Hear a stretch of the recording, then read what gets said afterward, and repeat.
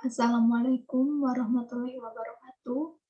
Saya Rima Melati dengan NPM C1C020096 akan menjelaskan mengenai investasi pada sekuritas utang.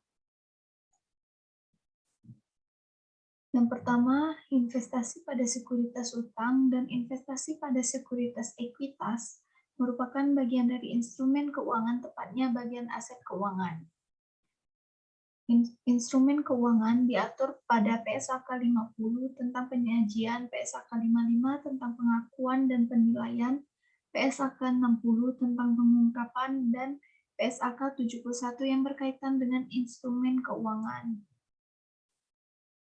Selanjutnya, instrumen keuangan. Instrumen keuangan ada beberapa macam, yaitu yang pertama ada aset keuangan yang bagian dari instrumen keuangannya ada kas, piutang, investasi dalam sekuritas utang, obligasi, atau saham.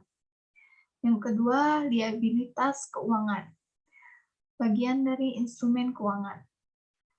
Ada notes payable, long-term notes payable, obligasi, dan hutang hipotek.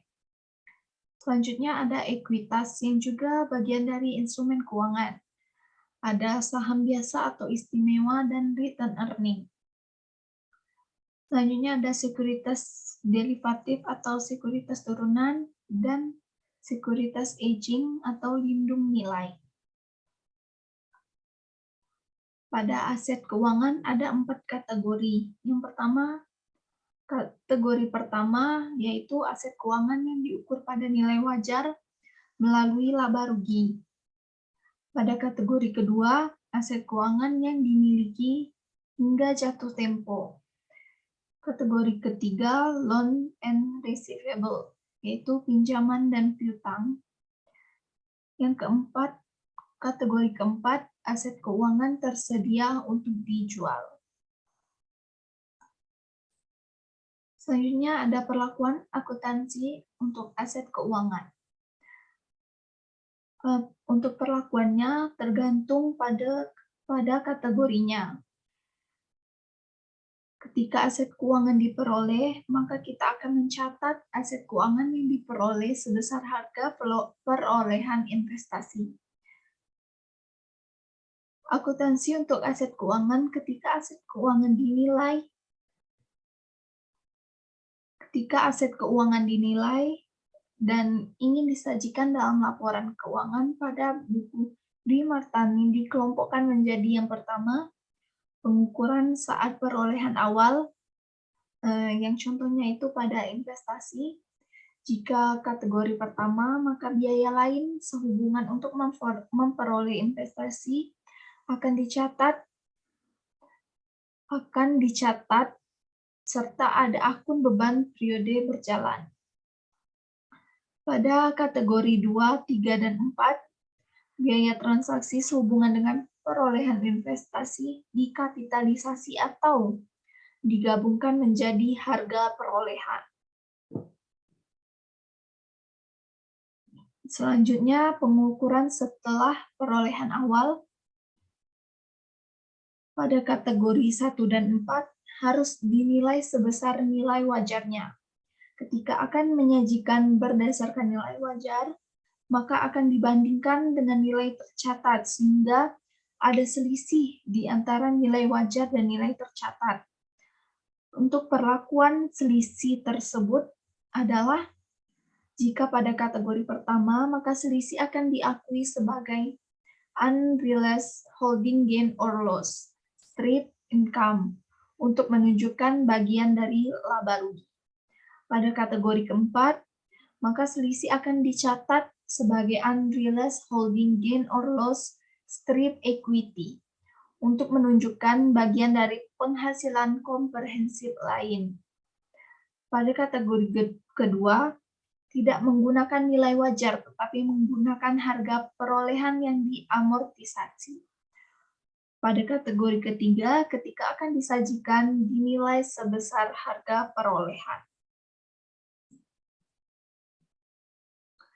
Selanjutnya, untuk penurunan nilai aset keuangan, pada kategori 1, Penurunan nilainya secara otomatis mengikuti penurunan harga pasar.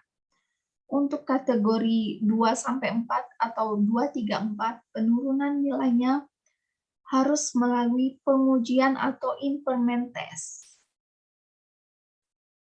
Selanjutnya ada investasi instrumen utang. Pada materi ini, kita akan berperan dari sisi perusahaan yang membeli obligasi atau sebagai investor. Maka perusahaan yang membeli obligasi tersebut akan mengakui sebagai investasi pada obligasi. Selanjutnya ada penjurnalan untuk kategori dimiliki hingga jatuh tempo. Yang pertama ada pembelian obligasi, kita akan mendebitkan investasi obligasi dan mengkreditkan cash. Yang kedua ada jurnal penerimaan bunga, yaitu di debit ada cash, di kredit ada pendapatan bunga, dan di kredit ada investasi obligasi. Selanjutnya ada penjualan obligasi, yaitu cash di debit, kerugian penjualan investasi di debit, atau bisa juga jika memperoleh keuntungan, maka kita akan mengkreditkan keuntungan tersebut. Serta kita juga akan mengkreditkan investasi obligasi. Selanjutnya ada penjurnalan untuk kategori tersedia untuk dijual. Yang pertama pada pembelian obligasi, maka akan didebit investasi obligasi, di kredit kita akan mengkreditkan cash. Yang kedua ada pendapatan bunga, di debit ada piutang bunga, di kredit ada pendapatan bunga, dan di kredit lagi ada investasi obligasi. Selanjutnya ada untuk penyesuaian pada kategori dimiliki hingga jatuh tempo, yaitu keuntungan atau kerugian yang belum terrealisasikan, strip ekuitas, di debit, dan di kreditnya ada investasi. Serta yang terakhir ada penerimaan bunga, di debit ada cash, dan di kredit ada piutang bunga. Sekian penjelasan dari saya. Terima kasih. Wassalamualaikum warahmatullahi wabarakatuh.